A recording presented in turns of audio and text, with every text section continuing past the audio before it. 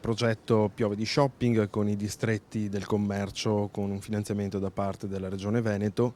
Piove di Sacco è città dei portici, città del commercio, città che nonostante tutto e nonostante le difficoltà mette passione e coraggio per superare i momenti difficili e secondo me i presupposti per riuscire bene in questa iniziativa ci sono tutti.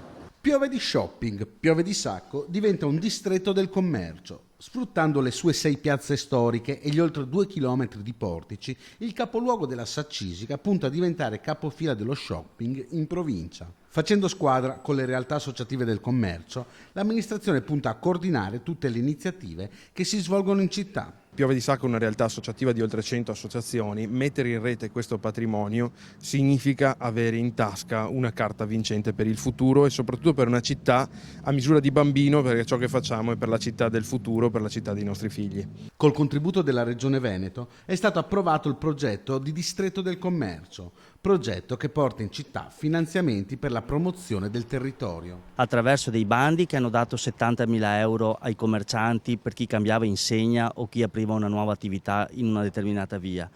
Abbiamo fatto degli interventi sull'arredo cambiando dei cestini e delle fioriere.